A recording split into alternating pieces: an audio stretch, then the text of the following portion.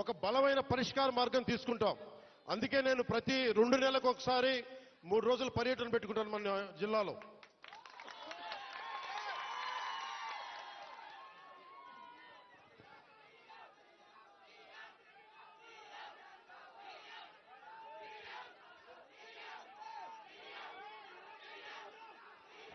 అలాగే మనకి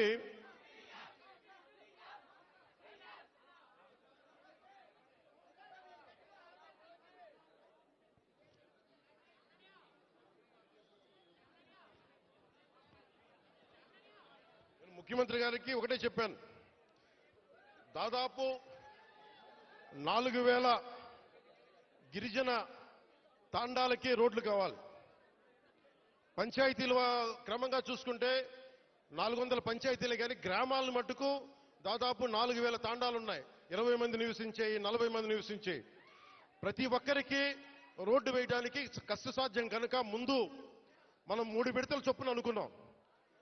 ముఖ్యమంత్రి గారు నా దృష్టికి తీసుకొచ్చింది, ప్రధానమంత్రి గారి దృష్టికి మేము తీసుకెళ్లబోయేది, ఎక్కువ మంది కనుక మీరు తొందరగా రోడ్లు రావాలి అంటే 20 మంది ఒక చోట కాకుండా కనీసం 200 మంది 300 మంది ఒక చోట మీరు అందరూ ఉండగలిగితే రోడ్లు వెంటనే వచ్చేస్తాయి.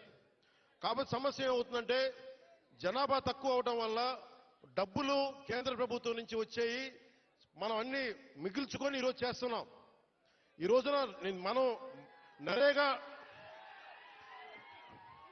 మీరు ఇలా అరిచి మీ అభివృద్ధి మర్చిపోతున్నారు. మీరు అరిచి సినిమాలు సరదా, నిజంగా మనస్ఫూర్తి చెప్తున్నా, మీకు సినిమాలకి రావాలన్న రోడ్లు ఉండాలి కదా.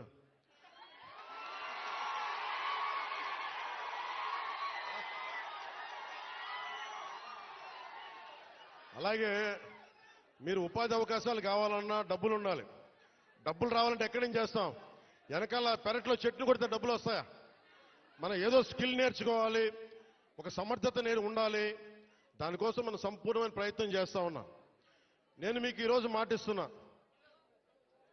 నేను 2017లో చెప్పినప్పుడు మాట ఇచ్చాం, వెనక్కి వెళ్ళాం, నిలబడ్డాం. అలాగే ఈ రోజున ఇంకో మాట ఇస్తున్నాం. గౌరవ ముఖ్యమంత్రి నారా చంద్రబాబు నాయుడు గారి తరపు నుంచి కానీ, కూటమి ప్రభుత్వం తరపు నుంచి కానీ, మన మంత్రివర్గ సహచరులు కానీ, ఎమ్మెల్యేల తరపు నుంచి నేను ఒకటే మాటిస్తున్నా, ఇక్కడికి ఈరోజు వచ్చి రోడ్ల కోసమే రాలేదు నేను. మీ కష్టాలు తెలియాలి, మీ బాధలు తెలియాలి. నేనున్నా ఈ రోజున. అలాగే యువతకి ఉపాధి అవకాశాలు కల్పించాలంటే మీకు ఎలాంటి స్కిల్ మీకు కావాలి, ఇది నేను ఒక 5 సంవత్సరాలు చెప్పట్లా, వచ్చే సంవత్సరం లోపే మీకు ఏమి చేస్తే ఇక్కడ బాగుంటుందో అనేది నేను 3 పర్యాయాలు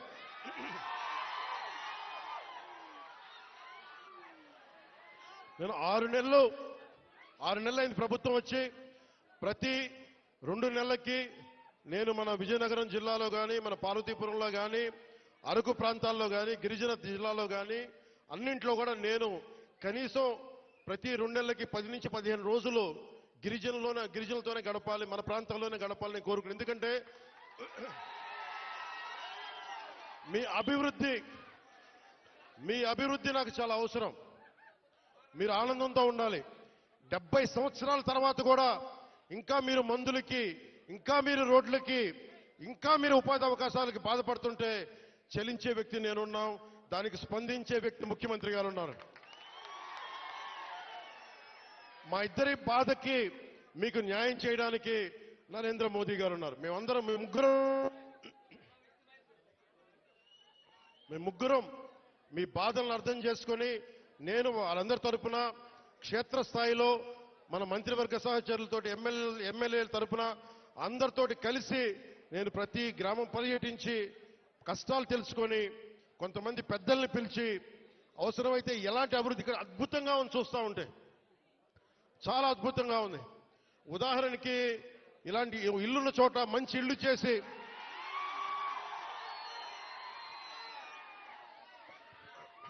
మీతో మాట్లాడి, ఇక్కడున్న అందరితో మాట్లాడి, అమ్మా కూర్చోండి, మీరు కొంచెం పక్కన రోడ్. ఇలాంటి సుందరమైన ఈ కనిపించే చోట ఇలాంటి కొంత మైదానం ప్రాంతంలో కనిపిస్తే ఇక్కడ పల్లంగా ఉన్న కంటే ఎత్తు పల్లా లేకుండా చదరంగా ఉండే ప్రాంతంలో నిజంగా ఇది హోమ్ స్టేట్ అని అంటాం. అమెరికా లాంటి చోట్ల, విదేశాలు లాంటి చోట్ల ఏం చేస్తారంటే ఇలాంటి చోట్ల ఇలాంటి ఇళ్లలో వచ్చి ఉండేలాగా వాళ్ళకి కావాల్సిందల్లా శుభ్రంగా ఉండాలి. విదేశీయులు వస్తారు, చాలా మంది అడవులుగా అర్థం మనకి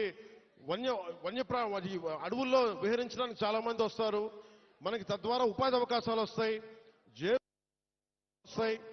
మీరు కూర్చోబెట్టి ఈ మనకి పర్యావరణం కోసం పరిశోధించే శాస్త్రవేత్తలు చాలా మంది ఉన్నారు. వాళ్ళందరికీ వచ్చి ఉండాలి అంటే మీరుండే ఇళ్లలోనే. తర్వాత మనకి ప్రకృతికి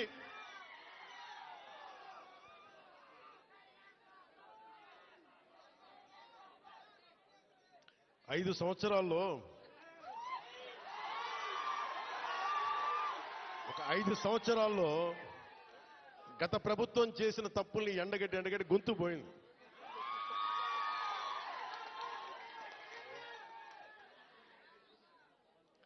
ఈ రోజున నేను మీకు ఒకటే మాటిస్తున్నా, మీకోసం నిరంతరం పనిచేయడానికి నేను ఉన్నాం. ఈ రోజున మన బడ్జెట్ 19 పంచాయతీలకు సంబంధించి ఇలాంటి రోడ్లే దాదాపు 40 కోట్ల రూపాయలతోటి మనం శాంక్షన్ చేశాం.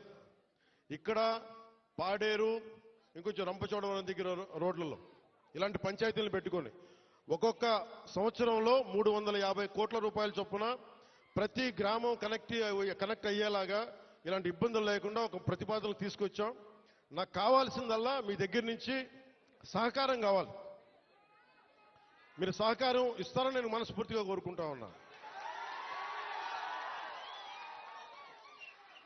ఎందుకంటే మనం విజయనగరం జిల్లా చూస్తూ ఉంటే, ఉమ్మడి విజయనగరం జిల్లా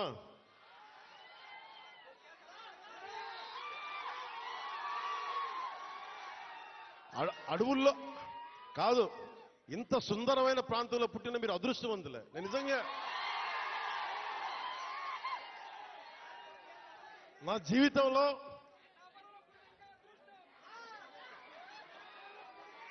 జీవితంలో నేను ఎప్పుడు అసూయపడలా. నాకు ఈర్ష్య ఉండదు. ఎవరైనా నాకైనా విజయం సాధించిన ఎత్తుకు ఎక్కి నాకు ఇబ్బంది ఉండదు. మొట్టమొదటిసారి మిమ్మల్ని చూస్తే నాకు అసూయగా ఉంది. ఇంత చక్కటి ప్రకృతి మధ్య మీరు బతుకుతూ నాకు అసూయ కలిగిస్తూ ఉన్నారు. అందుకని మీకు నాకు గుడొద్దు, బడి కావాలి మనందరికీ. ముందు చదువు ఉంటేనే భగవంతుడు గుర్తొస్తాడు, బడి ఉన్న చోట గుడి వస్తుంది. అందుకని నేను మీకు నిరంతరం మీకు అందుబాటులో ఉంటాను. కలెక్టర్ గారికి కూడా